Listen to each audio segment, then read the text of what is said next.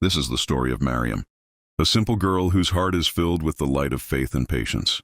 She fights the battle of life with hard work, sewing clothes, and complete trust in Allah. However, she is constantly troubled by conspiracies, the burden of debt and hatred. Yet Mariam remains firm with her peace and courage. When Hassan, a restless young heir, enters her life, the journey of justice and love begins. To know the unique story of Mariam's hard work and patience, watch the full story.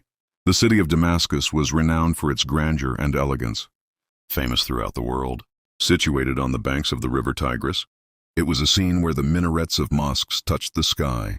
Markets were filled with colors and fragrances, and royal palaces boasted their magnificence. In the morning, when the call to prayer echoed from the mosques, the people of Damascus went about their daily work, some to the fields, some to the market shops, and others behind the massive doors of the palaces. But behind this beautiful scene, a harsh reality existed, a deep divide between the rich and the poor, which only the message of Islam could bridge. In the heart of Damascus stood the royal palace, the home of Zayd ibn Qasim, the wealthiest merchant in the city. His palace was a magnificent building with marble doors adorned with gold. Inside, soft carpets covered the floors. The air was filled with the fragrance of sweet musk, and the light streaming through the windows created an otherworldly atmosphere. It was in this palace that Zayd's youngest son, Hassan ibn Zayd, a 25-year-old handsome young man with proud eyes and a restless heart, lived. He stood at the window of his high room, looking out over the city of Damascus, holding a golden glass filled with rosewater. His friend Zubair, sitting on a soft pillow, was eating dates from a plate. Zubair, a 27-year-old young man known for his mischief and enjoying life, teasingly said, "Hassan, you're lost in thought again. You've got this palace, this wealth, this glory. What else do you want? Let's go to the market and enjoy the spectacle." Hassan placed his glass down and, in a melancholy tone, replied, "Zubair, all this seems to be here, but I still feel a void inside. I don't know why, but whenever I look out of these windows at Damascus, it feels like I'm not a part of this city." Zubair laughed and said, "Oh, you and your thoughts. This is all the thinking of poor people. Our job is to enjoy life. Come on, stop this sadness." At that moment, there was a soft knock on the grand doors of the hall, and Mariam bint Ismail entered. Mariam, a 20-year-old new servant in the palace, wore simple clothes, a plain white headscarf and a simple tunic. But her face radiated light, and her eyes sparkled with the light of faith and patience. In her hands, she held a broom and had come to clean the palace floors. She gazed at the palace's grandeur, golden windows, soft carpets, and halls illuminated by chandeliers. But her heart was unaware of all this. She began her work as if it were her own home. Hassan observed her and asked Zubair, "Who is this?" "A new servant, I guess. She wears such simple clothes, yet her face shows no sign of complaint." Zubair teased, "She must be a poor girl. She should know her place." Mariam overheard their conversation but said nothing. She quietly continued her work. But in her heart she prayed, "O Allah, provide sustenance for my family and grant me patience." Mariam took out a small prayer bead and quietly began reciting Subhanallah, as if she were remembering Allah while working. Hassan continued watching her, noticing how Mariam moved the broom swiftly, yet her face showed no sign of fatigue or sadness. She was so engrossed in her work that it seemed like the palace was an integral part of her world. Hassan called out, "Hey girl, what is your name?" Mariam paused, looked up, and, in a calm voice, replied, "My name is Mariam, Sahib." Hassan, with a hint of arrogance in his voice, said, "Mariam, be careful with your work here. This palace is no ordinary place. Everything here is filled with light and grandeur." Mariam smiled gently and replied, "Yes, Sahib, I will do my work honestly. As Allah says in the Quran, indeed, the righteous will be rewarded with paradise. I am seeking paradise through my actions, not through the light of this palace." Hassan was taken aback. He had never heard such words from a servant before. There was a strange strength in Mariam's words that touched his heart. He wondered, this girl is so poor, yet why is there such peace in her heart? Why does she speak of the Quran? At that moment, the palace's large doors opened, and Hassan's elder brother, Khalid ibn Zayd, entered. Khalid, a 30-year-old man known for his tough demeanor and wealth, wore silk clothes and held a golden cane. He saw Mariam working and said to Hassan, "This new servant, tell her to shine every corner of the palace. We are the sons of Zayd. Our palace is the most magnificent in Damascus." Mariam overheard him. but she continued her work. Khalid, seeing her unresponsiveness, grew angry and said, "Hey girl, you're not listening. You should know your place." Maryam replied calmly, "Sahib, I am doing my work." The Prophet, PBUH, said in a hadith that Allah does not look at a person's face or wealth, but at their heart and actions. I make my identity through my actions. Khalid, now furious, was about to retort, but Hassan stopped him, saying, "Let her be. She is doing her work." Khalid glared at Hassan and left. But Hassan's heart was disturbed. He watched Maryam, who was now cleaning a corner of the palace floor. Her face still bore the same peace that left him questioning. As the evening went on, Maryam returned to her small home in the corner of the Damascus market.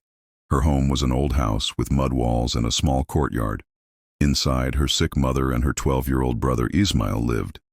Maryam gave her first earnings from the palace work to her mother and said, "Mother, this is the payment for my work at the palace. Inshallah, we will start paying off some of our debts." Her mother, with tears in her eyes, said, "Maryam, you are our support. May Allah always keep you happy."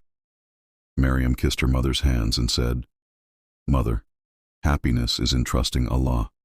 I am going to the mosque to pray with Imam Jafar." The Grand Mosque of Damascus, with its tall arches and luminous minarets, was the heart of the city.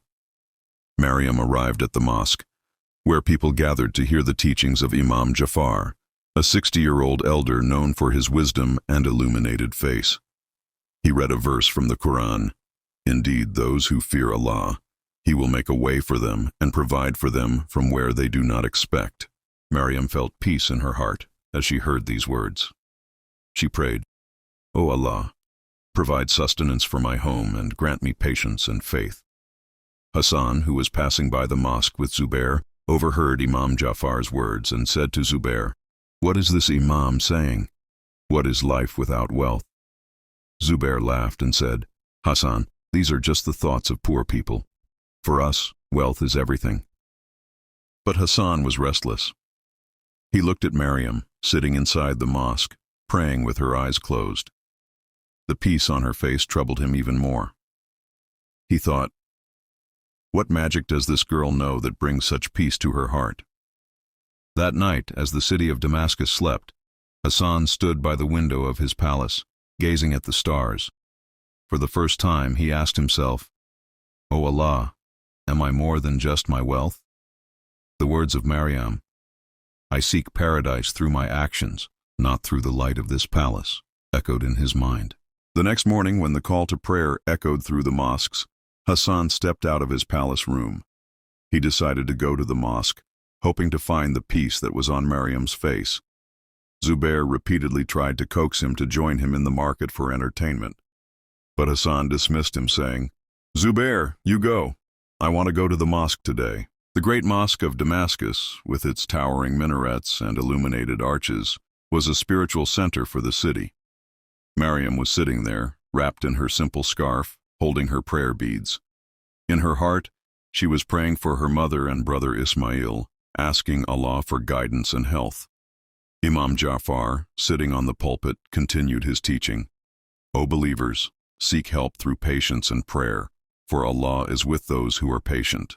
Maryam heard these words and felt renewed strength. She continued her prayer, and soon a small, quiet transformation began in her heart. She was no longer just a servant in a grand palace. Her heart had become a beacon of peace for those around her.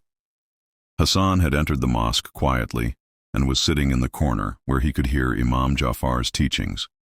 He saw Maryam, her face peaceful and filled with serenity. He realized that he wanted to learn the meaning of true life, just as Maryam had shown him.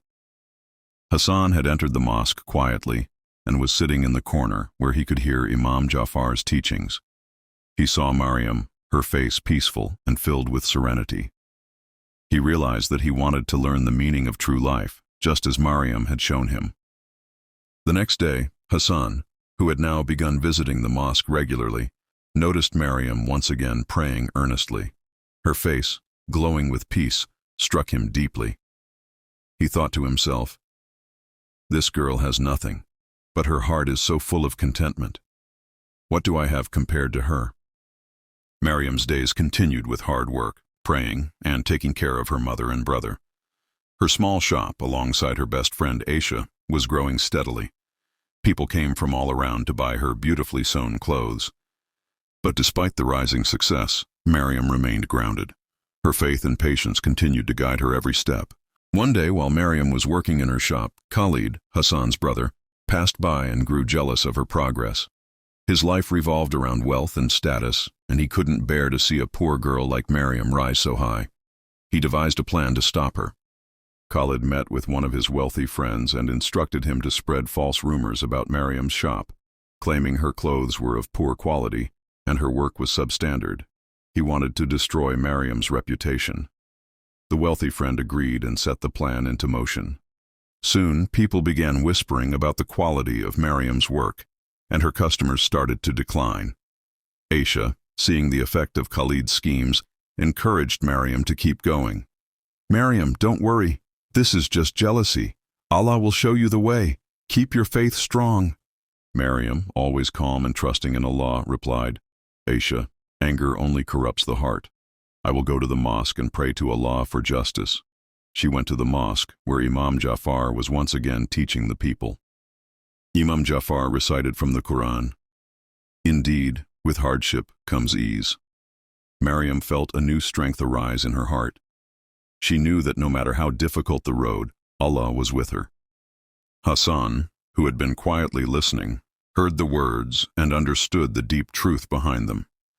He knew that Mariam had faced these hardships with faith and patience. Inspired, he decided to help her. Hassan approached his brother Khalid and said, "Khalid, I've heard that Mariam is facing a lot of hardship due to the rumors. Can't we help her pay off her debt? We have so much wealth." Khalid, full of pride and anger, replied, "Hassan, she's just a servant. Why waste our wealth on her? Let her stay in her place." Hassan, feeling disappointed but determined, said, "If this wealth and status are barriers to helping someone in need, then I will leave it behind." He made up his mind to help Mariam no matter what. That evening, Hassan quietly left the palace, abandoning his luxurious lifestyle. He moved into a humble home near the mosque, where he continued to learn from Imam Jafar and assist Mariam with her shop. He no longer cared for wealth. He wanted to walk the path of righteousness. Mariam was both surprised and grateful when she heard that Hassan had left his palace life behind. She said to Aisha, "Hassan has left everything behind for me. How will I repay him?" Aisha reassured her, "Mariam, he has changed. He is now a true man of faith." Khalid, upon hearing about Hassan's decision, grew furious. He met with a notorious merchant in the market and decided to put an end to Mariam's shop once and for all. He planned to have her shop shut down by force if necessary. He paid the merchant to create further trouble for her. One evening, a group of people arrived at Mariam's shop and started destroying her goods. She remained calm and said, "Brothers, this is wrong. I am just a poor girl trying to make a living through hard work. Someone must have instigated you against me." But the crowd did not listen, and Mariam's goods were damaged. Aisha, filled with anger, said, "This is Khalid's doing. We must stand against him." Mariam replied calmly, "Aisha, anger only brings harm. I will go to the mosque and ask Allah for justice." She walked to the mosque, where Imam Jafar was teaching once again. He read the verse from the Quran, "Indeed, Allah commands justice and kindness." Mariam felt her heart fill with renewed strength. Imam Jafar encouraged her to rally the people and stand for justice. "Mariam, speak up, but without hatred. Only for justice." Hassan, who had been at the mosque, overheard the conversation and decided to act. "Mariam," he said, "I will unite the people for your cause. We will restore your shop together." Mariam, still calm, replied, "Hassan, your help is a blessing from Allah, but this fight must be for justice, not for hatred." Hassan, with great humility, said, "Mariam, every day you teach me the true meaning of justice." The next day, Hassan began to gather people in the market, informing them about the injustice Mariam had faced. As they learned the truth, many people who had once doubted Mariam's work returned to her shop. They all decided to support her and stand against Khalid's scheming. In the end, the market people stood by Mariam, and Khalid's plot to ruin her failed. Hassan, now deeply changed, had helped unite the people for a noble cause. He had learned that true wealth was not in gold, but in the purity of the heart and the sincerity of one's actions. Mariam, her faith unwavering, and Hassan, now a true man of justice, became an example for the people of Damascus. Their story spread throughout the city, teaching others that true love and justice can only be achieved when they are based on the principles of faith in Allah. As for Khalid, he was left alone, and he realized his mistake. He approached Hassan and Mariam to apologize, and they forgave him. They all began a new life together, united by their shared faith and love for justice. The city of Damascus witnessed a new era of peace and fairness, thanks to the unwavering faith and patience of Mariam and the transformation of Hassan. They continued their work, teaching the people of the city the values of faith, hard work, and justice. And so, their story became a timeless lesson for everyone. True success is not measured by wealth, but by the purity of one's actions and the strength of one's faith.